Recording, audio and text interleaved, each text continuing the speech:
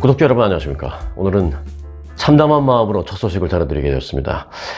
지난 토요일 텍사스주 댈러스 인근 앨런 아울렛 총기 난사 사건, 희생자 가운데 한인 일가족이 있는 것으로 밝혀졌습니다.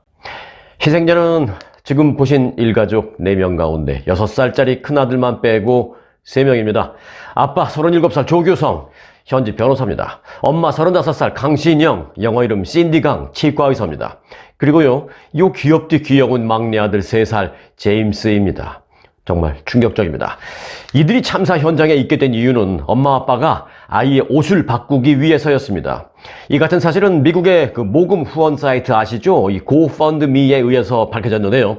현재 고펀드미에는 이들의 영어 이름, 실명, 그리고 가족 사진과 함께 장례 등 이 절차에 도움의 손길을 모아달라라는 내용의 모금 페이지가 개설돼서 내용이 공개되었습니다.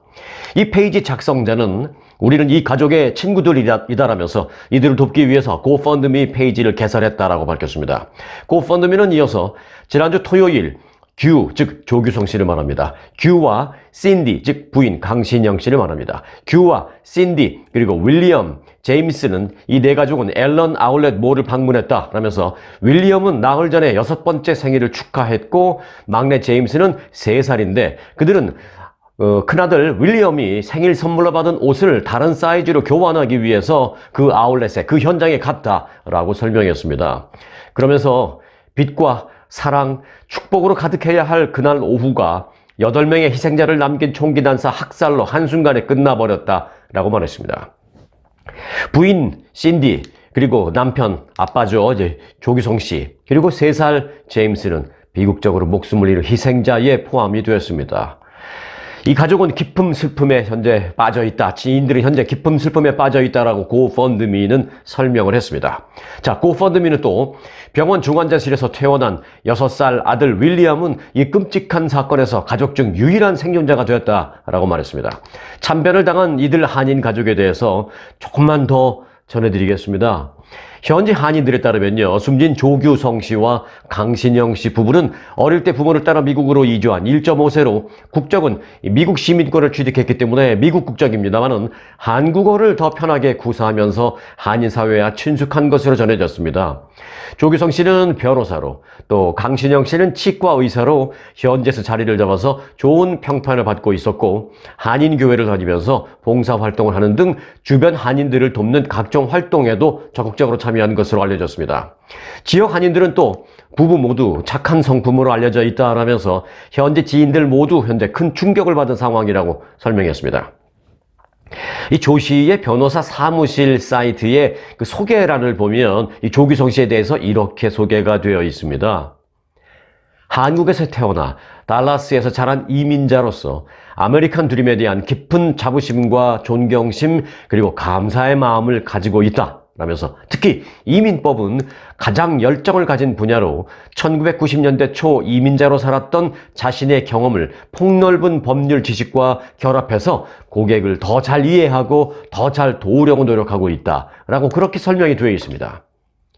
이번 사건에서 유일하게 살아남은 큰아들 6살 윌리엄은 어깨에 총상을 입었고 수술 후에 몸 상태는 어느 정도 회복됐습니다만은 정신적으로 큰 충격에 빠진 상태로 지금 전해지고 있습니다. 이 가족의 그 참혹한 비극의 현장에 이 가족이 있게 된 그 이유를 알고 나니까 더더욱이 가슴이 아픕니다. 피해자 지인의 전원에 따르면요, 사건 당일 이 가족은 다른 지인의 생일 파티에 먼저 갔다가 그 파티 모임이 끝난 뒤에 문제의 그 앨런 쇼핑몰에 들렀다고 합니다.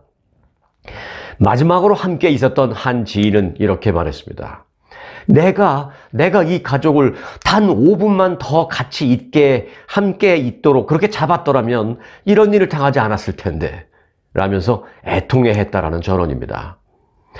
달라스 한인회는 어제 이 애도 성명을 내고 우리 동포사회의 일원으로 좋은 평판을 받으면서 아름다운 한인 가족의 그 사망 소식은 너무나도 안타깝고 우리 모두에게 커다란 충격이자 슬픔이다 라고 밝혔습니다. 한 가지 더 말씀드릴 것은 사건이 발생했던 그 시간, 그 장소에 있었던 한인의 증언이 지금 또 화제입니다.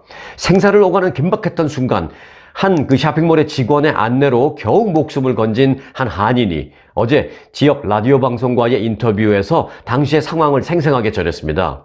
이 인터뷰 녹음 내용은 오늘 영상 뒷부분에 보너스 뉴스 시간에 특별히 준비를 해서 전해드리겠습니다. 그 지역의 한인 라디오 방송과의 인터뷰한 내용입니다. 한국어로 한 그 인터뷰 내용 전해드리도록 저희가 준비를 좀 했습니다. 자, 구독과 알림 설정 해 놓으시고요. 오늘도 영상 끝까지 함께 하셔서 이 한인의 인터뷰 내용도 같이 들어보시기 바라겠습니다.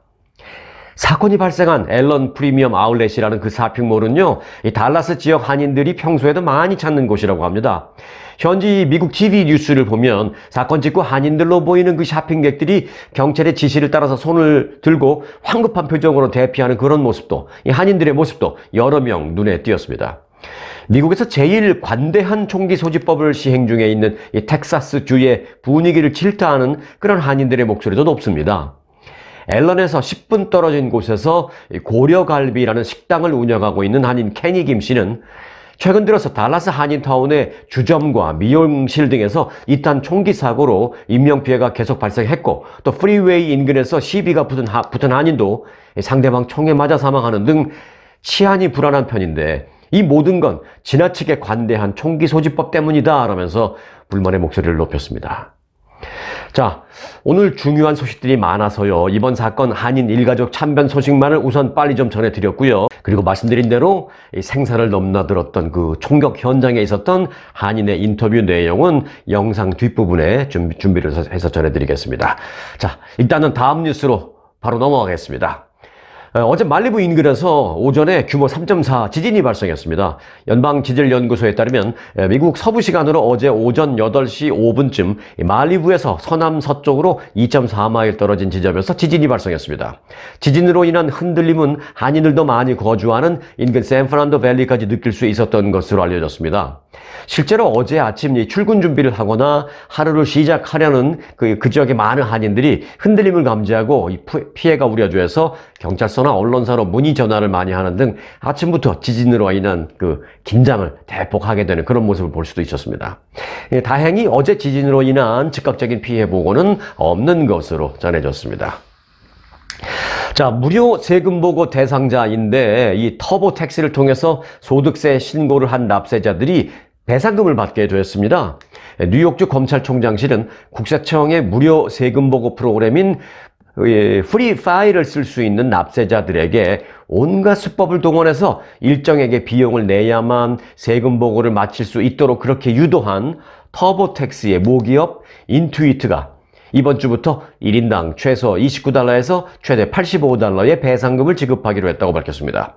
이 보상금 지급 대상은 2016년부터 2018년까지 이 세금 보고를 무료 세금 보고 대상자임에도 불구하고 이 터보텍스 소프트웨어를 사용해서 돈을 내고 세금 신고를 한 사용자들입니다. 이 업체는요, 당시 해당 소프트웨어를 사용한 세금 보고가 무료라고 광고를 했지만 결국은 유료로 전환을 해야 신고를 마무리할 수 있도록 해서 소비자들을 기만했다는 그런 판단을 받았습니다. 이에 따라서 이 피해 소비자 약 440만 명에게 총 1억 4,100만 달러의 배상금을 지급하기로 50개 주 검찰총장과 이 회사는 합의를 했습니다. 지급 대상인 소비자들에게 우편을 통해서 배상 관련 내용을 안내할 예정입니다. 소비자들이 개별적으로 신고를 할 필요는 없습니다. 회계년도 1년마다 약 $30를 지급할 계획입니다. 그러니까 이제 2016, 17, 18, 이 3년을 계속 이 터보텍스로 보고를 했다면 85불에서 약 90불 정도를 돌려받게 됩니다. 배상금은 이번 주부터 체크 형태로 발송이 되며 이달 안에 모두 배송 완료될 예정입니다. 다시 말씀드립니다만은 배상을 받기 위해서 특별히 뭘 하실 건 없다라는 점 유념해 주시기 바라겠습니다. 자, 야구 좋아하시는 분들 재밌는 소식입니다. 메이저리그 LA 다저스와 그리고 샌디에고 파드레스가 내년 3월 한국에서 개막전을 가질 예정이라는 소식입니다.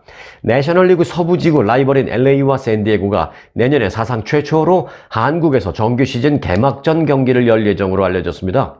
두 팀은 내년 3월 말 서울 고척 스카이돔에서 2연전을 치를 계획입니다. 한국 야구 팬들 좋으시겠습니다. 자, 아시안 식품 도매 및 유통기업인 리 브라더스를 설립한 이승만 회장이 지난 6일 노환으로 별세했습니다. 향년 84세입니다. 아시라고 하시면 오히려 더 많이 아시겠습니다. 뭐 아시 마켓도 잘 아시죠.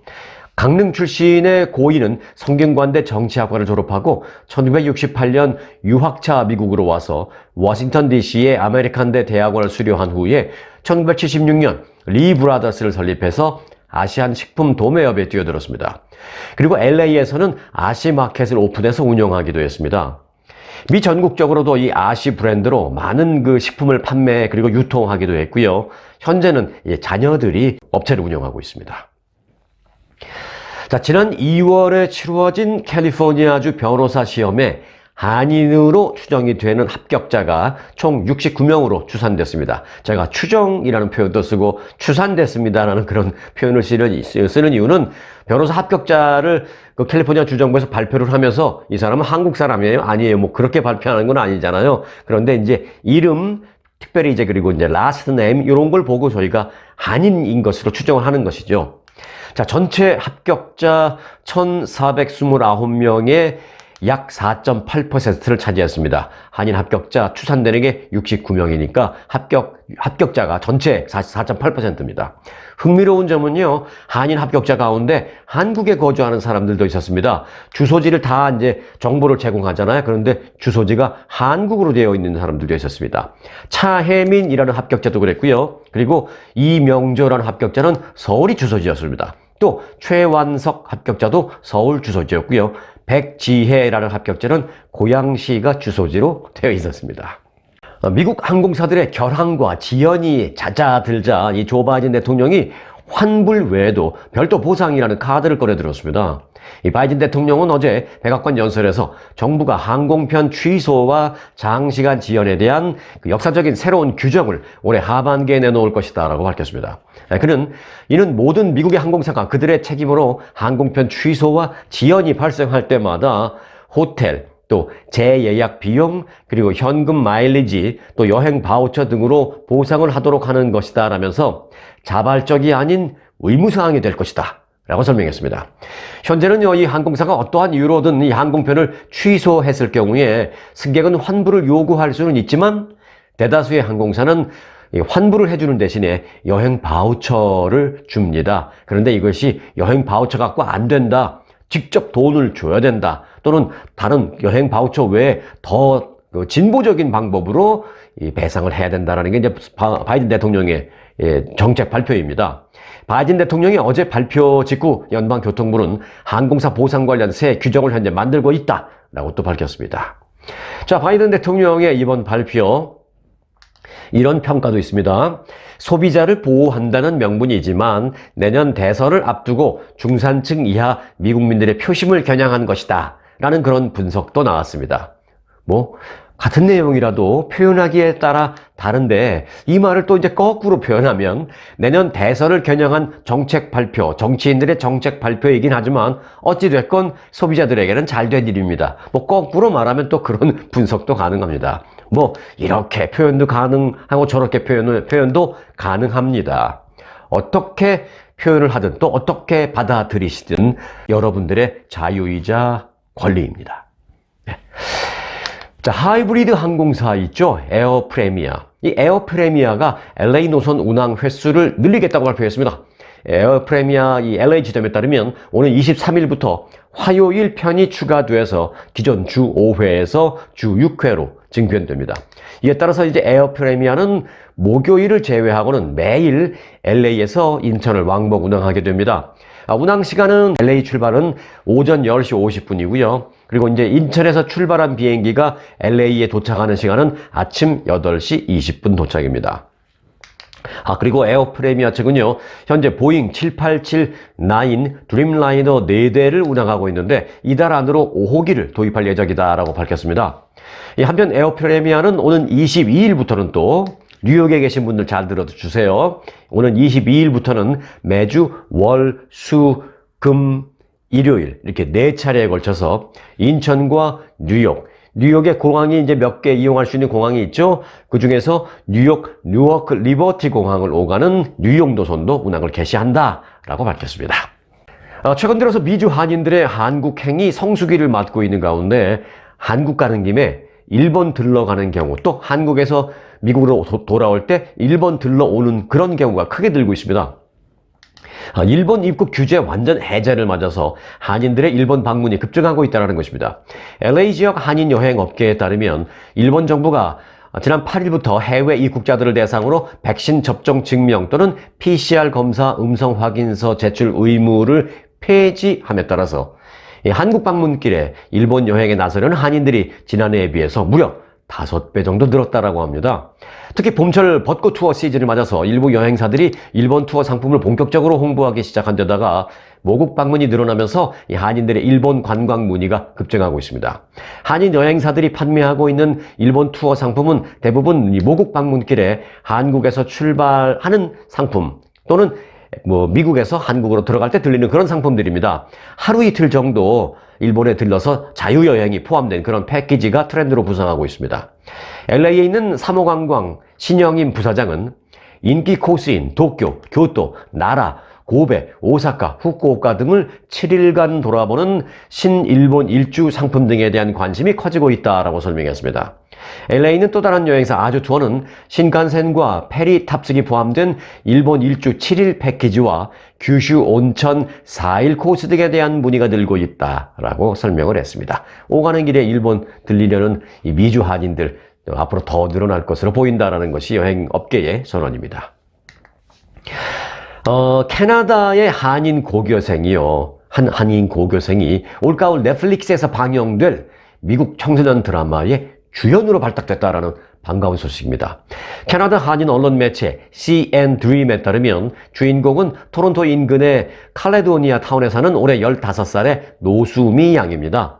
그는 LA에 있는 니켈로디언사가 제작하고 이 넷플릭스가 방영할 예정인 청소년 드라마 에린 앤 에론이라는 그런 시리즈물 드라마입니다. 거기서 주연을 맡았습니다. 에린 역을 맡은 거죠. 노수미 양은 2000대 1의 경쟁률을 뚫고 주연인 에린 역에 뽑혔습니다. 이 에린과 에론은, 에린은 이제 여자 주인공, 에론은 남자 주인공. 이 두 주인공은 양쪽 부모가 재혼으로 합치면서 의붓 형제가 된 그런 의붓 남매 이야기라고 합니다. 일종의 코미디 청소년 시리즈, 청소년 코미디 시리즈라고 합니다. 현재 미국의 니켈로디온 채널에서는 이 드라마가 방영 중에 있다고 합니다. 그런데 이제 조만간 넷플릭스에서 방영한다는 것이죠. 이 노수미 양은 3살 때부터 전문 학원에서 춤을 배웠고 음악과 보컬도 배우면서 배우와 가수로서의 길을 일찌감치 준비했다고 합니다. 노수미 양은 아버지 노용찬 씨와 네덜란드계 캐네디언 어머니 사이에서 태어났습니다. 친할아버지와 친할머니는 1971년도에 토론토로 이민 간 것으로 알려졌습니다. 자, 이번엔 미국 내 아시안들의 사회적 문제 하나 짚어보겠습니다. 코로나 사태 이후 아시아계 미국인의 공동체에 대한 소속감이 여러 인종 가운데 현저히 낮은 것으로 나타났습니다. 미국의 16세 이상 남녀 5천여 명을 대상으로 조사한 결과 아시아계 응답자의 경우 22%만이 미국에서 내가 받아들여지고 있다라는 그런 느낌과 소속감을 느낀다라고 답했습니다. 22%만이. 이는 백인 응답자 57%에 비해서 절반에도 미치지 못하는 수치입니다. 흑인 응답자의 25%가 그렇게 답했고 라틴계의 24%가 그렇게 답했는데 가장 낮은 겁니다. 아시안들이. 미국에서 가장 우대받는 인종에 대한 그런 질문에는 응답자의 51%가 백인이라고 생각한다라고 답변을 했습니다. 누구도 그렇게 생각하겠죠. 현 세대는 그렇겠죠. 자, 그리고 이어서 우대받는 인종으로 생각한다라는 답변에 있어서 13%는 흑인이라고 답변을 했어요. 그리고 9%는 라틴계라고 답변했고요. 아시아계라고 답한 사람들은 8%였습니다. 흑인의 경우에는요, 차별받는다라는 응답이 전체의 59%에 달했습니다. 그리고 아시아계가 차별받는다라는 답변은 47%로 나타났습니다. 한편 아시아계 미국인을 떠올릴 때 응답자의 69%는 중국계를 연상한다라고 답변을 했습니다. 그리고 일본이 떠오른다라는 답변은 54%, 그리고 한국계가 떠오른다라는 답변은 31%로 나타났습니다.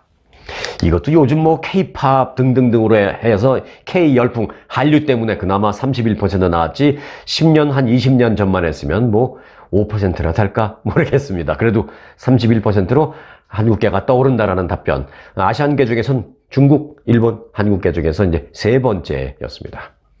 자, 보너스 뉴스 전해드리겠습니다. 오늘 보너스 뉴스도요, 제가 이렇게 소개해드리지 못하는 점 양해해 주시기 바라겠습니다. 오늘 보너스 뉴스는 이제부터 앞서 예고해드린 대로 텍사스 총기 난사 사건, 그 시간, 그 장소에 있었던 한인의 인터뷰 내용 전해드리겠습니다. 댈러스 지역의 한인 방송 DKNet 라디오라는 방송은 어제 사건이 벌어진 아울렛 현장에 있었던 한인 여성 교민의 육성 증언을 보도했습니다. 이 한인은 당일 오후 해당 쇼핑몰에 가서 가방 매장에 있다가 총격이 시작되기 직전 매장 직원의 말을 듣고 창고에 숨어서 총격을 가까스로 피할 수 있었다라고 말했습니다. 자, 그럼 달라스 현지 한인 방송 DKNet 라디오의 인터뷰 내용 잠시 전해드리겠습니다. 그러니까 제가 거기 한 2시 반쯤 가서 이제 쇼핑을 하는데, 내가 이제 마지막 한 3시쯤 가방을 사러 갔어요. 근데 가방을 사는데 이제 가방을 고르고 나서 페이를 하려고 하니, 그래서 이제 문 앞으로 가서 그거 고르는데 갑자기 막 매니저가 막 문을 잠그면서 everybody고 창고로 들어가라는 거예요. 그래서 나는 그때만 해도 우리가 무슨 하스테이지로 끌려가나 그랬어요. 막 설명도 않고 무조건 들어가. 딱 그 창고 뒤에 창고로 들어가니까 문을 또 거기서 창고 문을 닫는데 그 순간에 총소리가 막 나더라고요. 막 그때부터 따따따따 하더라고요. 근데 그 총소리가 얼마나 가깝게 내 뒤에서 나는 것 같은지, 나는 이 총알이 벽을 뚫고 들어올 것 같은 그렇게 가깝게 들리는 거예요. 그래서 무서우고, 거기 또 매니저들도 우리 보고 다 땅으로 앉아서 서 있지 말고 앉으라고 그러더라고요. 나왔을 때는 이미 파킹장에 3사람하고 그 총 쏜 사람이 죽어 있더라고요. 근데